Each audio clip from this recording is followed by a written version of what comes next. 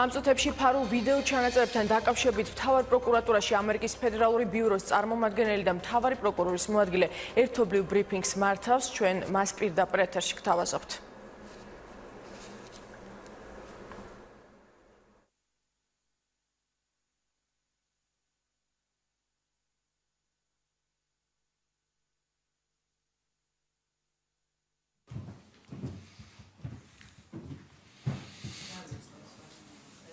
მოგესალმებით, ესალმები საზოგადოებას.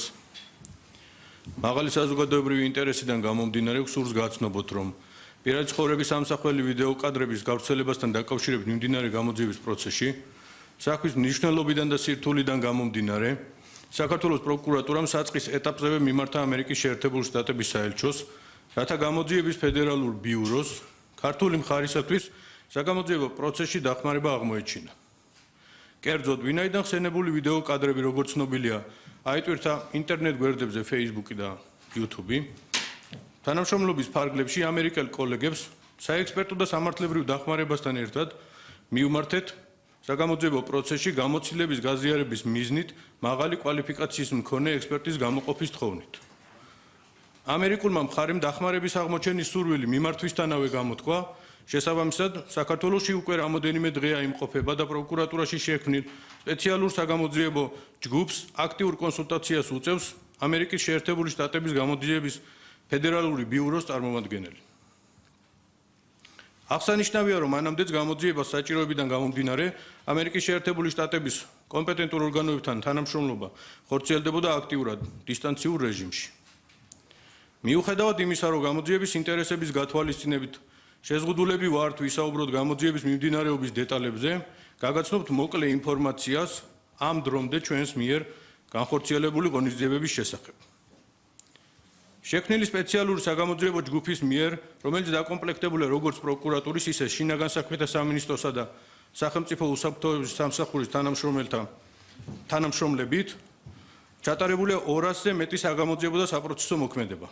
კერძოდ, საგამოძიებო ჯგუფის მიერ დამნაშავე პირების გამოვლენის მიზნით თბილისის მასშტაბით 25 სხვადასხვა საცხოვრებელ მისამართზე ჩატარდა ჩხრეკა, რა დროსაც ამოღებული იქნა სხვადასხვა ინფორმაციის შემცველი 166 ერთეული CD და DVD დისკი, 26 ერთეული კომპიუტერი, 37 ერთეული მობილური ტელეფონი, 86 ერთეული SIM ბარათი, 53 ერთეული მეხსიერების ბარათი, 5 ერთეული გარემეხსიერების მყარი დისკი. ჩატარდა ელექტრონული ინფორმაციის შემცველი 51 ობიექტის დათვალიერება, ხოლო ჩხრეკის შედეგად ამოღებულ 59 ობიექტზე დანიშნულია კომპიუტერული ექსპერტიზა. გამოძიებისათვის საინტერესო ობიექტებიდან გამოთხოვილია გარესათვალთვალო კამერების ჩანაწერები. მოწმის სახით გამოკითხულია 50-მდე პირი.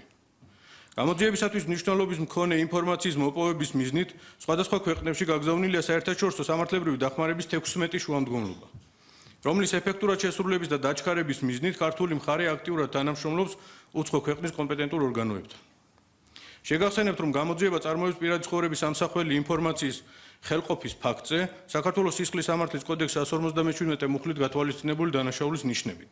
იგი მოიცავს ბოლო პერიოდში პირადი ცხოვრების სამსახველი ვიდეო კადრების უკანონოდ მოპოვების, შენახვისა და ინტერნეტ სივრცეში გავრცელების ფაქტების გამოძიებას.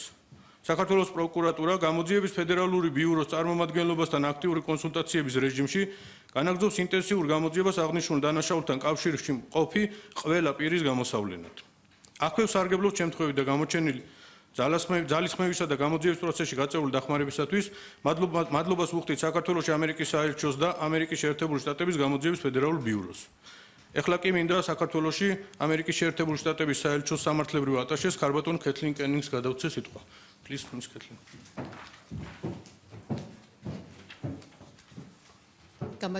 Good afternoon.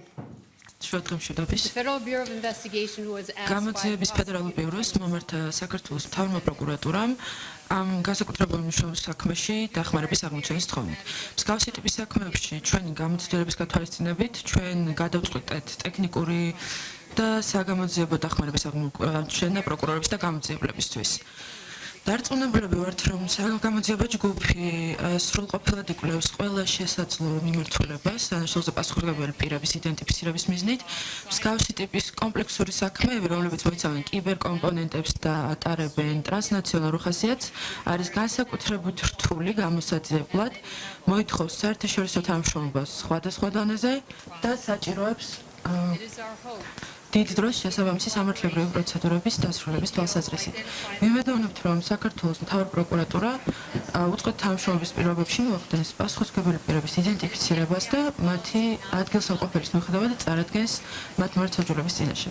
გამოძიების ფედერალური ბიუროს პოლიტიკის თანახმად მიმდინარე გამოძიებებთან დაკავშირებით კომენტარს არ ვაკეთებთ. ამერიკის შეერთებულ შტატებში დამკვიდრებული პრაქტიკით პირებს, რომლებიც შესაძლოა ფლობდნენ რაიმე ინფორმაციას აღნიშნულ საქმესთან დაკავშირებით, მოვუწოდებთ დაუკავშირდეს საქართველოს მთავარ პროკურატურას ან სხვა სამართალდამცავ ორგანოებს. მუგზარ ფურხაძის და გიორგი მამაცაშვილის სახლი არის თუ არა გაჩხაკილი და თუ არის რა არის ამოღებული მაშინ? როგორც უკვე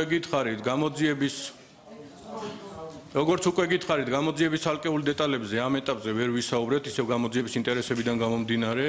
გაჩხრეკილია, როგორც უკვე გითხარით, 25 საცხოვრებელი მისამართი თბილისის მასშტაბით ამოღებულია საკმაოდ ვრცელი მასალა, რომელზეც ექსპერტიზა მიმდინარეობს და ამ ეტაპზე ვერ ვისაუბრეთ ამ დეტალებზე. ბატონ მამუკა, ტელეკომპანია რუსთავიერი, მარიამ გაფრინდაშვილი. ჩვენ გუშინაც ვნახეთ პროკურატურის განცხადება, სადაც საუბარი იყო კომპიუტერულ ვირუსებთან დაკავშირებით. ან დღეს მოვისმენთ, რომ გარკვეულ სახის ექსპერტიზები მიმდინარეობს. არასამთავრობო სექტორი ძალოს პროკურატურას და საგამოძიებო უწყებას ადანაშაულებს არაეფექტურ გამოძიებაში და ითხოვს მთავარი პროკურორის პასუხისმგებლობის საკითხის დაყენებას და ასევე გკითხავთ, თუ არსებობს რაიმე გეგმა, რომ შეჩერდეს ეს ეგრეთ წოდებული მორალური ტერორი, იმიტომ რომ ჩვენ ვნახეთ, რომ იყო მუქარე და გუშინ უკვე გავრცელდა მსგავსი სახის კადრები. რა გეგმა გაქვთ? საგამოძიებო ჯგუფი, რაზეც უკვე ვისაუბრე, 24 საათიან რეჟიმში მუშაობს, შესაბამისად საგამოძიებო ჯგუფი მზად არის ნებისმიერ მსგავს მოვლენას ადეკვატური ღონისძიებებით უპასუხოს, თუმცა იმის გარანტირება, რომ რაღაც ვერ გავრცელდება, არ გავრცელდება, ეს არა მარტო საქართველოს სამართალდამცავებს უწყებებს, არამედ არც ერთი ქვეყნის სამართალდამცავ უწყების მაღალ კვალიფიციურ კომპეტენტურ თანამშრომლებს ვერ შეუძლიათ მაგის პროგნოზირება, რა გავრცელდება და რა ვერ გავრცელდება. თანამედროვე კიბერდანაშაული უკვე 21 საუკუნის გამოწვევაა და შესაბამისად ეს არ არის ის მარტივი, ვთქვათ, ვიღაც მარტივად გადაკეტო, ან ვთქვათ, მარტივად გარანტია მისცე ვიღაცას, რომ ეს გავრცელდება ან ვერ გავრცელდება. რაც შეეხება არასამთავრობო ორგანიზაციების კრიტიკას, არაეფექტურ გამოძიებას, მაქსიმალურად, რაც შესაძლებელია, ვაწოდებთ ყველა დეტალურ ინფორმაციას. ნებისმიერ პირს. ანუ პასუხისმგებლობის საკითხის დაყენებას ითხოვენ მთავარი მოთხოვნით შეიძლება ბევრმა ვინმე ბევრი რამე მოითხოვოს, მაგრამ ფაქტი ერთია. ჩვენ ვაკეთებთ მაქსიმუმს იმისაც, რაც ადეკვატურია და რაც ნებისმიერი ქვეყნის, ნებისმიერი მაღალკვალიფიციური ქვეყნის თუ განვითარებული ქვეყნის სამართალდამცავ სტრუქტურებს შეუძლიათ. თქვენ ამბობთ, რომ ვერ მოხდება აღკვეთა ამ ფაქტების, ხომ არ არის ეს წახალისება იმ ადამიანების, ვინც მუქარის შემცველ მოვიდა. კითხვების სხვას გაქვთ? იქნებ შეპასუხოთ. რომ ძალიან ბევრი სხვადასხვა სახის სამუშაოები აწარმოებთ, მაგრამ ამ დროისთვის თუ შეგიძლიათ რაიმე ისეთი კონკრეტული, თუნდაც ის თუ გაარკვიეთ საქართველოსთან არის ეს ვიდეო მასალა აფეთქული თუ სხვა ქვეყნიდან, ან რაიმე შედეგი თუ მიიღეთ აი ამ სამუშაოების ჩატარების შემდეგ. შედეგების და კონკრეტულ გატარებულ ღონისძიებებზე ამ ეტაპზე ისევ გამოძიების ინტერესებიდან გამომდინარე ვერ ვისაუბრებ, თუმცა რაც ერთნიშნულად შემიძლია გითხრათ, რომ საქართველოს ტერიტორიიდან ატვირთული არ არის ეს ფაილები. ბატონ მამუკა, თუ გაქვთ ინფორმაცია გუშინ დამატებით კადრების გამოქვეყნებასთან დაკავშირებით, იმიტომ რომ გაჩნდა სპეკულაციები ამ თემაზე, რომ გუშინ არ მომხდარა დამატებით არანაირი კადრების ატვირთვა და გაჩნდა კითხვა მაშინ ვინ და რატომ დაკითხა გუშინ მთავარმა პროკურატურამ, ჩვენ მუშაობდით გუშინ ამ ტერიტორიაზე და ვნახეთ, რომ 4 ადამიანის დაკითხვა რეალურად მოხდა. გუშინ ადასტურებთ, რომ მოხდა დამატებით კადრების გამოქვეყნება. პროკურატურაში საგამოძიებო ჯგუფი, როგორც გითხარით, 24 საათიან რეჟიმში მუშაობს, ყოველდღიურ რეჟიმში, ეხლაც კი აქ დაკითხვები მიმდინარეობს, სხვადასხვა პირების, მათ შორის სხვადასხვა საქმეებზე და მოცემულ საქმეზეც. გუშინ გავრცელებულ კადრებს რაც შეეხება, იმ კადრებით იდენტიფიცირება არის თუ არა ეს რომელიმე პირი ან ვინ არის ამ კადრებზე ასახული ან არის თუ არა რომელიმე პირის პირადი ცხოვრების სამსახველი ვიდეოების პირადი ცხოვრების სამსახველი ინფორმაცია ამ კადრებზე შეუძლებელია, იმიტომ რომ იმ ვიდეოთი რაიმეს გარკვევა შეუძლებელია. შესაბამისად ჩვენ ვრეაგირებთ ნებისმიერ ფაქტზე, რომელიც შეიძლება თქვა რაღაც დანაშაულის ნიშნებს შემცველია.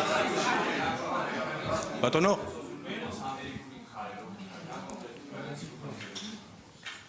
ამერიკული მხარე ჩართულია ჩვენთან ერთად და აქტიურ რეჟიმში ვმუშაობთ ყველა პრევენციულ ღონისძიებებზე და მას შორის გამოძიების ბატონო, რა ტექნიკური საშუალებით მოხდა ამ ვიდეოების ატვირთ, ანუ გამოყენებული იქნა თუ არა თორე? რატო არის რთული გამოძიება ეს რო აქვს? ძალიან რთულია ამაზე, ეხლა ძალიან დიდ დროს წაიღებს სირთულეებზე რო გელაპარაკოთ და ტექნიკასაც ვერ დაგისახელებთ ამ ეტაპზე, რა ტექნიკით როგორ მოხდა და ასე შემდეგ. გამოძიება იყო დაწყებული ასევე იმასთან დაკავშირებით ზოგადად წარმომავლობასთან. თქვენ რო განაცხადეთ ეხლა ცოტა ხნის წინ რომ არა იტვირთა ეს საქართველოდან. ანუ ამ კუთხით თავის დროზე ესე იგი გატანა მოხდა ქვეყნიდან ამ ვიდეო მასალის თუ რა არის ამის მიზეზი და აი მეორე გამოძიებასთან დაკავშირებითაც მინდა გითხოთ რომელიც რამდენიმე წლის წინ დაიწყო, რა ეტაპზე არის ეს პროცესი? გიპასუხებთ გატანას რაც შეეხება როგორც გამოძიებით გვაქვს დადგენილი არც ერთი კადრი 2012 წლის 1 ოქტომბრის შემდგომ არ არის მოპოვებული, არ არის შექმნილი.